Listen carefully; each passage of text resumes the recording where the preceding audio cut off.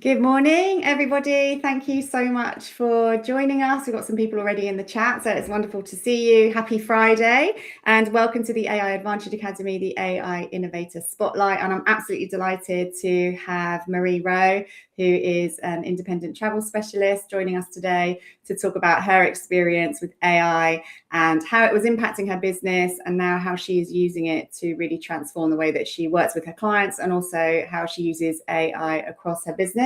So, morning, Marie. Did you want to introduce yourself and just talk a little bit about what you do for a business? Good morning. Yes, thank you, Emma. So my name's Marie Rowe and my business is Marie Rowe Travel. I'm an independent travel specialist and I've run my business for 10 years prior to this AI revolution. I specialise in tailor-made travel, so long-haul adventures, or whether it be a short holiday like a city break or a honeymoon or whatever it is, but it's a personal service with some really interesting and exciting additions other than just the standard holiday. So that's what I've done for 10 years without the assistance of artificial intelligence. Yeah, brilliant. And the name of your business is Marie Rowe Travel, isn't it? So if everybody wants to go and check out your website after this, because we'll be talking about the AI agent that you've made for your website. So just talk to us a little bit about, as you say, you've been in this business for 10 years, pre-AI, and talk to us about how AI started to come into your industry, your business, and how you started to really see AI making an impact. Yeah, well, interestingly, what I had seen of AI within my network and community of lots and lots of travel professionals was very much things that I felt like I didn't want to use it for. So there's lots of people using it to produce written content, social media posts, emails, blogs. And so I think at the very start of my AI journey, if we'll call it that, I really kind of focused on how I didn't want to be using it. And it was almost at a point where every time I saw someone using it in a certain way, I was just adding it to the list of ways I didn't want to be using it. So then the more I started to learn, the more I started to think, I want to be using it in ways that is going to save me time, that's going to solve a problem, and that's going to make me do a better job. So how can I find what those things are? Brilliant. So when you first started using it, your first time you've gone on, was it ChatGPT with the first one you used? Yeah, ChatGPT and Gemini. I'd experimented with them both from in my personal life. So things like, how do I prevent black fly on my broad beans, or what can I make for dinner with a pot of honey and an aubergine, or just that kind of thing. And it's great, it's really handy. But when it comes to using it and integrating it into a professional business, then it's a different story. Yeah, definitely. And talk to me about how some of your clients were using it, because that was one of the areas that you really started to notice the impact, wasn't it? Yeah, it was almost as if it happened overnight. The process that I would normally go through would be that a client would make contact with me by phone or email and talk to me about where they wanted to go, the type of holiday they were looking for, the things they wanted to include. And I would be able to naturally lead that conversation and ask all the questions I need to get the information to give me a really good brief to go away and to be able to produce them a really good itinerary. But yeah, like almost overnight, I started to see people contacting me to tell me that they'd used ChatGPT to design their itinerary, and could I book it for them? And I understand, using ChatGPT, for some people it's a novelty, and I appreciate people want to experiment with it and see what it says, and it will probably come up with some good ideas. But the more I looked at these AI generated itineraries and then spoke to the client, there was a lot of things I figured out that they hadn't included, ChatGPT hadn't asked them the right questions. They hadn't offered information that was going to make it truly personal. And there was also a lot of issues with some of them where, for example, they hadn't been advised about the weather at certain times of the year, recommending places during hurricane season, or, you know, just producing routes that logistically just weren't, it wasn't going to stack up in reality. So there was quite a few scenarios where we really did have to go back to the drawing board and start from scratch in the old-fashioned way. And then, so that was really the first thing I identified as a problem that I could use AI to solve for me. Brilliant stuff. And what about the wider industry of travel? Was there any issues coming up? Did you hear about any other issues within the industry that AI was causing, or were you just literally seeing that impact within your own business? Well, I've spoken to a couple of other travel agents who had, you know, also received the same kind of inquiry with a ChatGPT itinerary, and people had pretty much had the same complaints about it. But in terms of how it's being used and integrated within the wider industry, I think we're probably a bit behind. But I've mostly seen it from other independent agents, and as I said earlier, always used in ways that I definitely don't want to be using it. Yeah, definitely. That's a really good, I like the fact that at the beginning you were writing down the things that you don't want to use it for. And so talk to us about your AI journey. So you made a decision that you wanted to learn about AI. Talk to us about that and what you put into place to learn a little bit more about this technology. Yeah, so, well, as I said, it was like, I don't want to use it like this. I don't want to use it like this. I don't want to use it like this. How can I use it? How can it be, you know, beneficial for my business? And actually, it's such a big, it's just too big to navigate yourself. So I wanted to learn, and thankfully had very good tutor. So yeah, I signed up to the AI Advantage Academy course and did just learn everything that I just absolutely had no idea about. And it's really opened my eyes to not just the ways it can be used and how other people are using it, but why you should or could use it and how I shouldn't use it, but also the risks of using it in certain ways. So I think had I not have done that, I never would have built the confidence that I have now to use it and to audition how it's being used. I think it's a really important thing, and I think if you don't know what you're doing, you need to learn, and that's always been my thought process. Where if there's a piece of technology or whatever it is, if you don't know, you need to learn. So yeah, that built my confidence. Yeah, wonderful. So one of the first things you learned was prompt engineering, which was the importance of communicating properly with the machines. Can you talk to us a little bit about what your prompt engineering was like before, what you learned about it, and how that's changed how you talk to the machines? Yeah, so, well, to start with, it was very basic, and it's almost shown me, you know, why my clients that come to me with not very great itineraries is because they're using basic prompts. And to learn just the benefit of being really specific and producing really good prompts and what the output looks like then is it's an absolute game changer. So I look at these itineraries my clients give me and I think, okay, you've literally just said, I want to go to Bali. When should I go and what should I do? But I'm thinking, oh, you know, I wish I could give that client a better prompt for them to do it again and come back to me. So that's what led me to building the custom GPT that I've provided for those clients who do want to use AI to experiment with or play around with or whatever they want to do with it. But behind the scenes, I get to prompt it for them. Yeah, wonderful. That's wonderful. So yeah, that was probably one of the best things that I learned, the importance of sophisticated prompts, how to do that, the framework that can guide you to produce really good prompts and the recognizing the quality of the output.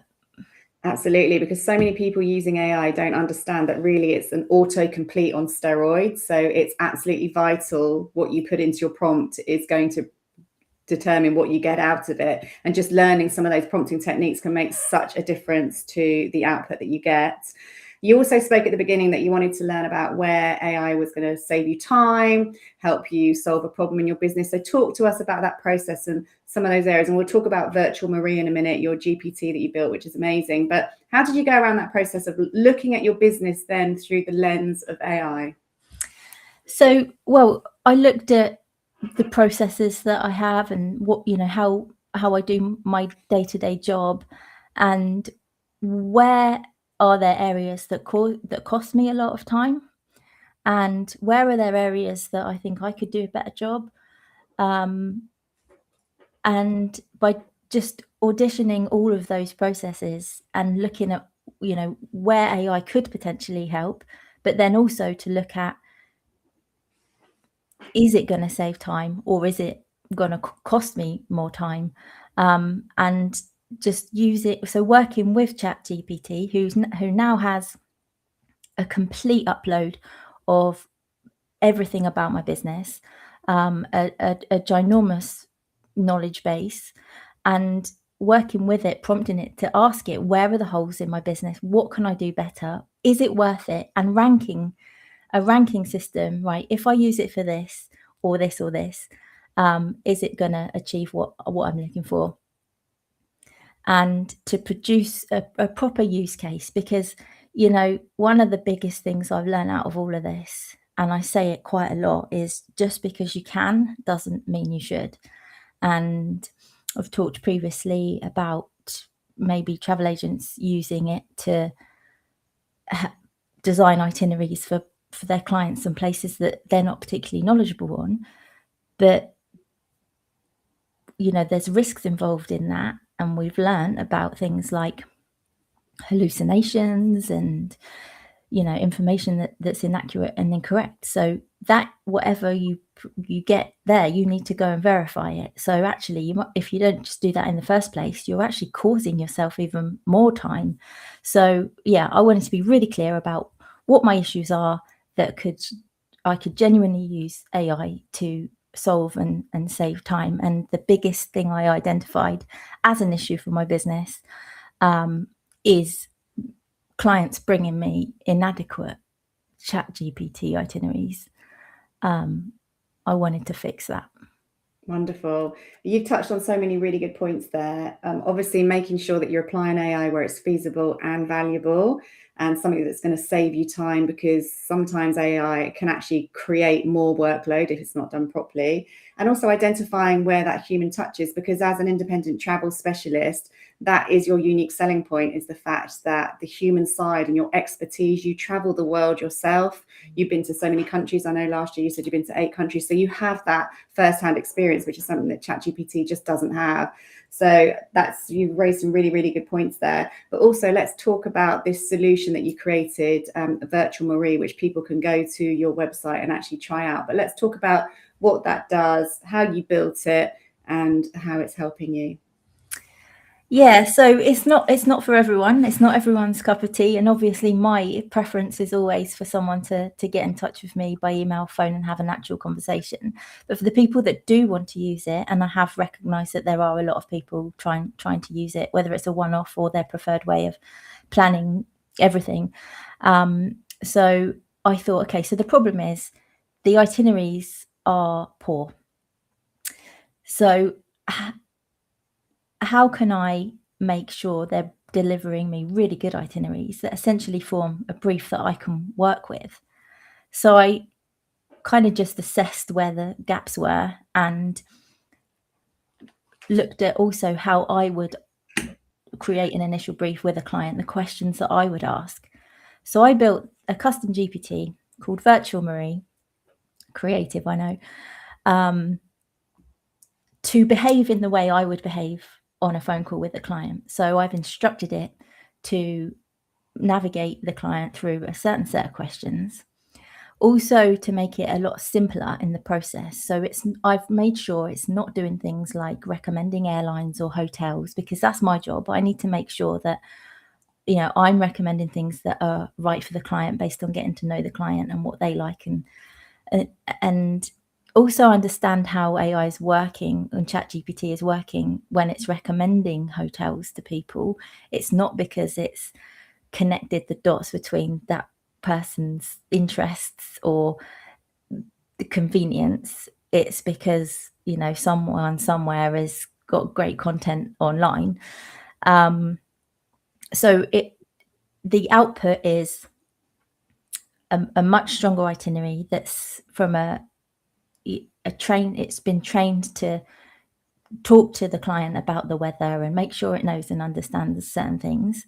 So the output is a brief that I can work with, and I will absolutely still have a conversation with the client and find out more about them, so as I can make recommendations for the things that have been suggested but not specifically. And it's just the best of both worlds, because I get a great brief straight off the bat, and I've saved myself time, I've saved the client time, and it's there and available. It's also, you know, it's new, it's exciting, it's a novelty, and I understand that aspect of it. So it does set me apart a little bit from that perspective. But for all the agents that are out there receiving generic ChatGPT itineraries from their clients and have the same issues that I'm talking about, I really think it is a great solution all round. Wonderful. And part of that process was you had to train your agent, didn't you? You had to train your ChatGPT agent on a knowledge base. And so talk to us about the type of information that you uploaded into that so that it knew how to behave and how to complete the itineraries for you. So it knows about my entire ethos and the business, and what, like, I'm personally really interested in sustainability and responsible travel.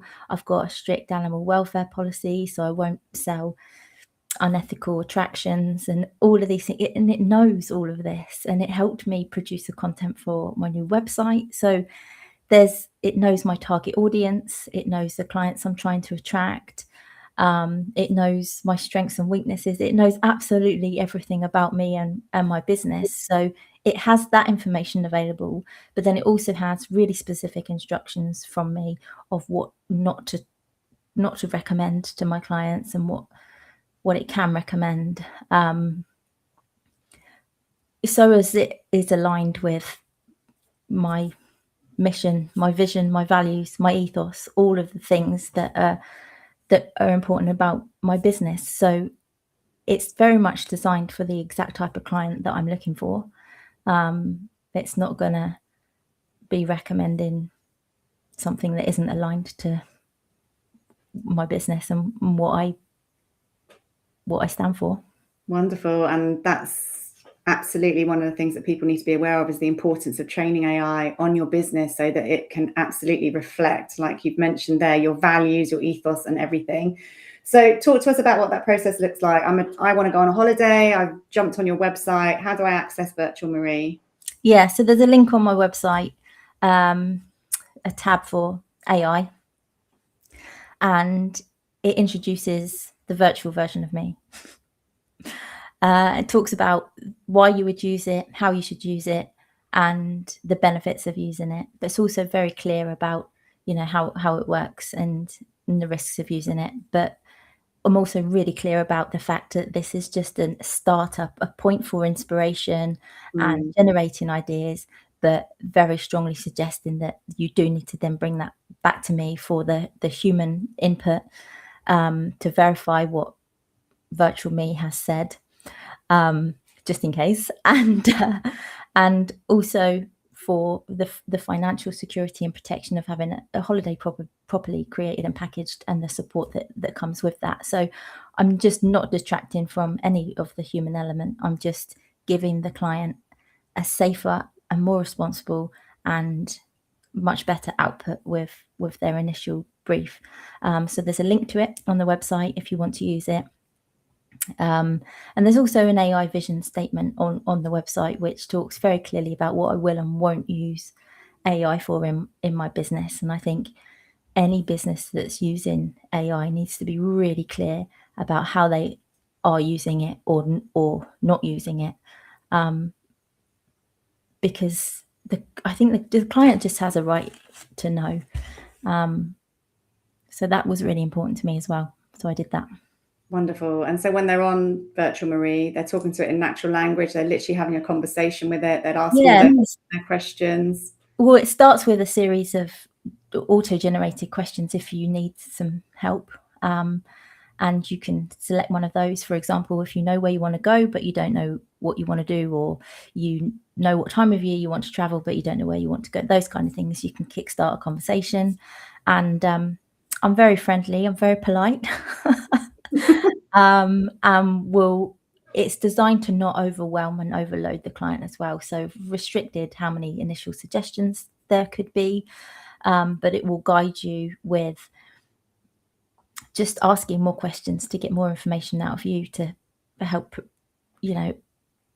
find what's right for you, but also to give you ideas and inspiration that then it will lead you onto a place where it then suggests, is if you're happy with this, should we output this in a format of a brief that you can then deliver to me, real Marie? So the client can just say yes or no, they need more, they want to carry on. And then eventually, there'll be a brief that you can email straight over to me, and we can work together to book a great holiday. Wonderful. Let's talk a little bit about some of the human element that absolutely needs to stay in this process of booking a holiday. You mentioned around the risks that people face when they book a holiday that ChatGPT would not necessarily be able to handle. So can you talk about some of the risks that people still face when booking holidays, and if they are using ChatGPT, for them to think about, and also why you've identified that actually at that point it's essential that a human actually makes those final bookings, and some of the reasons why? So I mean, there's two things. There's using it for ideas and inspiration, or there's using it to actually get your holiday booked. So that would be the biggest risk if you were going to do that. So say you've used it for the inspiration, you've got an itinerary proposed, and then you're using it for, it's telling you where you can book the cheapest flight or the cheapest hotel.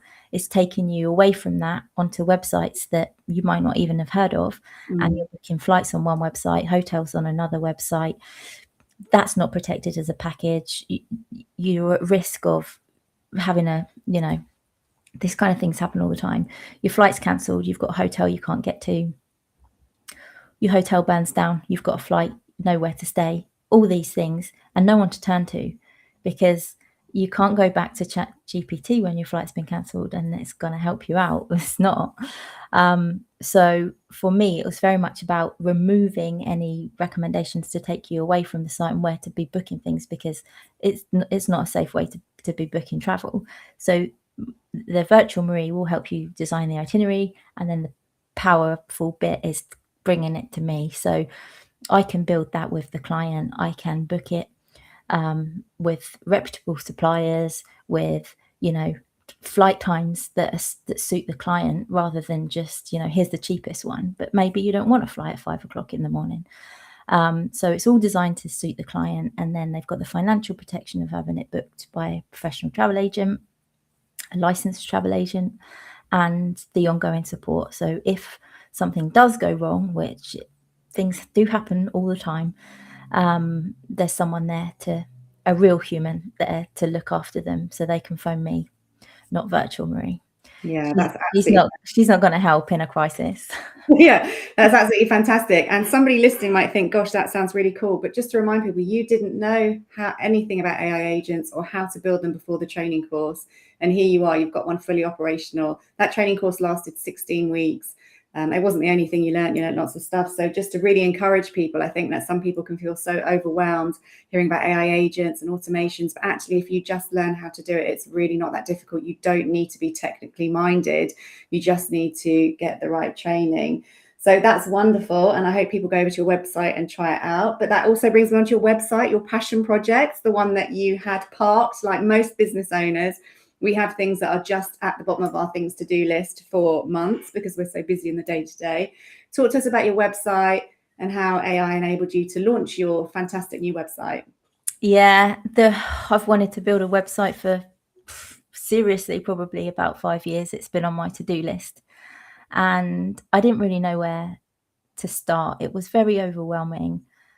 Did I outsource it to a web designer, which was one option, but I still would have had to substantially brief them, produce probably most of the content, written content myself. Or did I do it myself? And I do have some, design and marketing skills. I thought I would be capable if I found the right platform. But again, producing the content, articulating my values and in the right way, it was something I just didn't want to get wrong. So I thought about it, and I procrastinated and I never got around to doing it. But, wasn't that long into the course when I learned about building a knowledge base, prompting ChatGPT, getting it to basically become me, and be able to articulate all the things I wanted to. That was a game changer. But also using it to learn and understand how to best structure the website. So what do I need to go on the homepage? What order do I need things to go in? It really helped me. It was like talking to an actual web designer and a content creator all at once. And then it gave me the confidence to build it myself. Because, on a web design software behind the scenes, you've got all sorts of terminology I didn't know and understand. I didn't know what meta descriptions were and all of this crazy stuff, but ChatGPT taught me. So I've almost used it to teach myself to be a web designer, learn about SEO and all the things that, that made me feel overwhelmed. So in a short space of 3 months, I built the entire website with the integration of Virtual Marie. And I'm really pleased with it. I'm really pleased with how it's helped me articulate everything about my business and my brand to make it. What the ultimate goal is to help drive business from my ideal type of client. And I'm really pleased with how it's come together. Yeah, fantastic. And I did get my first inquiry on the very second day after I launched it through the website. So amazing. It looks absolutely fantastic. And again, you've raised some really good points there. Not only did it help you generate the content, but it also taught you how to be a web designer. And I think that's something as well that is such a useful tool when it comes to using AI and ChatGPT. I've certainly done it with my own website. Literally, when there's an error message come up, screenshot it, put it into ChatGPT, and it's chatted me through how to solve the problem. And I've also been able to do that with lots of different technologies. So its usefulness once you learn to leverage its full capability is absolutely phenomenal.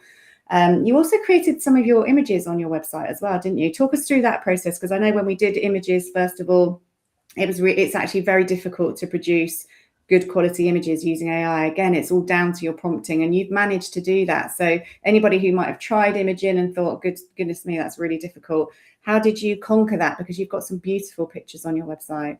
Yeah, so with the website is a mix of stock imagery, real imagery and photography that I've taken on my own travels. And then, there's some AI generated imagery in there as well, because I think a website does look much nicer when there's some nice visual stuff to, nice imagery.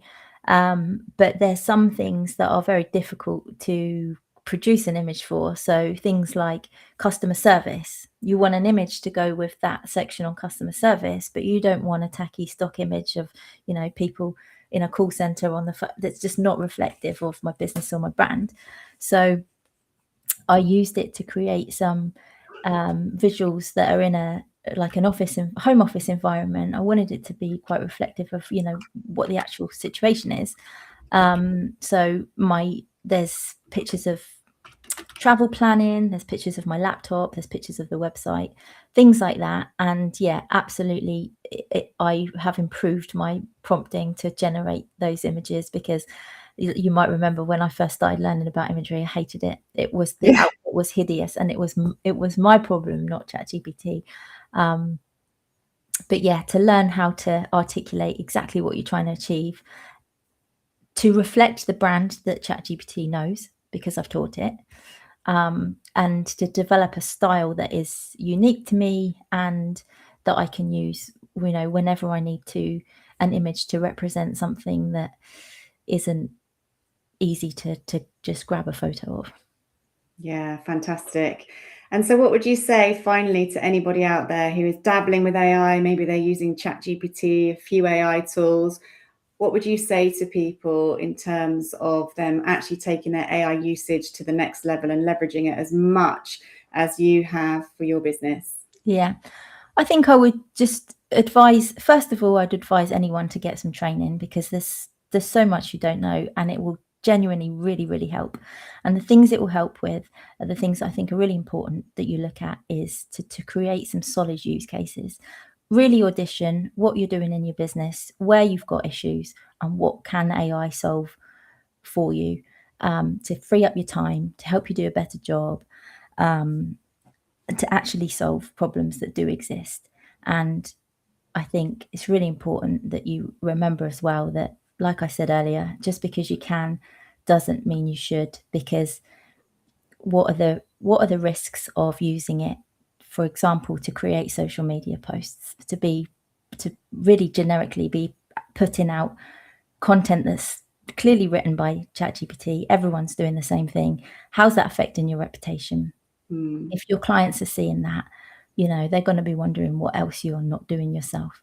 But to keep it authentic, there's a lot of work that has to go on behind the scenes to train the tools, and you can only do that through learning how to do it. So that would be my advice: get some training. Wonderful stuff. Well, thank you so much for that. I was just looking at some of the comments in the chat, and Sarah Head has said that she loved making her backdrops for her Zoom meetings. So yes, Sarah Head, who you can find on LinkedIn, she's created some amazing Zoom backgrounds. She's an artist, she's a silhouette artist, and she managed to create a Zoom background with actual picture frames, which she puts her artwork into. So that was absolutely amazing. Has anybody else got any questions that they have for Marie? If not, please do head over to her website, Marie Rowe Travel. Have a look at it. It's a really beautiful website, and it's got some amazing holidays on there, but you can also have a look at Virtual Marie and see how she's produced that. And if you're interested in learning about how to create something, a custom GPT as well, I have got a brand new training course called the AI Powered Entrepreneur. If you head over to my website, the AIAdvantageAcademy.com, you'll see that new training course. It's happening on March the 6th, and it's a full day for anybody that runs their own business, micro or solopreneurs, etc. Marcus, you said, can you remind us of the website address? Is that Marie's website address or mine? If it's Marie's website address, do you want to say it, Marie, actually? Yeah, it's marierowetravel.com. So marierowetravel.com is where you'll find Marie's, and obviously mine is AIAdvantageAcademy.co.uk, where you will see my latest training courses. So that's wonderful. Thanks everybody for joining us today. This will be going up onto YouTube, so you can watch it again. And yes, Sarah said it's a great website. It's a beautiful website. The pictures at the beginning is really, really pretty, of the flamingos, isn't it? I'm not very good at animals, but yeah, that's wonderful. So thank you so much. Thank you so much for joining us, Marie. And I will certainly be following your travels as you go to lots of different countries this year. But thanks for joining us, and we'll see you next time, everybody. Take care. Bye.